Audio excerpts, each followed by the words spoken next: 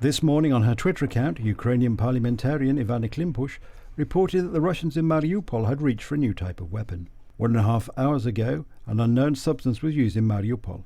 Victims experience respiratory failure. It is most likely a chemical weapon. This is a red line beyond which the world must destroy the economy of despotism. We demand a full embargo on all fuels from Russia and heavy weapons to Ukraine now.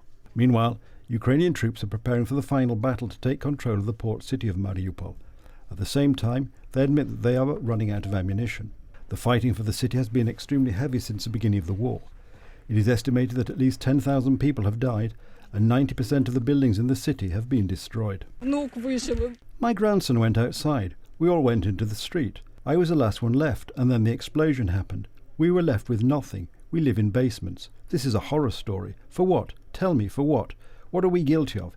In whose eyes are we guilty? My mother-in-law was born in 1936 and survived the Leningrad blockade. She was an honorary employee of the fish farm of the Russian Federation and had a Russian passport. She is now dead. There's nothing left. I tell you, I live in the bathroom. I have a small bathroom and a cooker. And that's it. There is no roof. There is nothing. Last night there was also a rocket attack in the Khmelnytskyi region. The target of the attack was the area of the military airfield where the ammunition depot was located. The rocket fire resulted in a fire which was extinguished. Residents are slowly returning to Irpin, one of the cities near Kiev, where the Russians committed mass atrocities against civilians.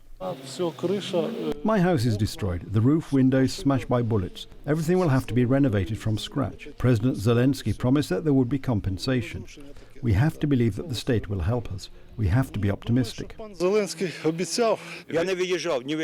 was in Irpin all the time. I was not leaving, but I was in another district. Our territorial defense was no longer allowed into this area because these blocks were occupied by Russian troops.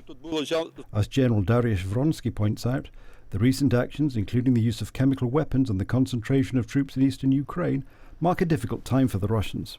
This, in turn, may give hope to Ukraine that it is entering a crucial phase of the war. Ukraine, through its great commitment and willingness to defend its homeland, has shown that it is not only able to defend the area, but also to force the enemy to retreat, to abandon the capture of subsequent locations. The greatest success is the defense of Kiev. I believe that there will not be another such attempt. Therefore, Ukraine has a chance to win this war with the support of its allies. According to the General Staff of the Ukrainian Armed Forces, Russian losses continue to mount. Already more than 19,500 soldiers have died during the war in Ukraine. The army has lost 732 tanks and almost 2,000 armoured personnel carriers, as well as 157 aircraft.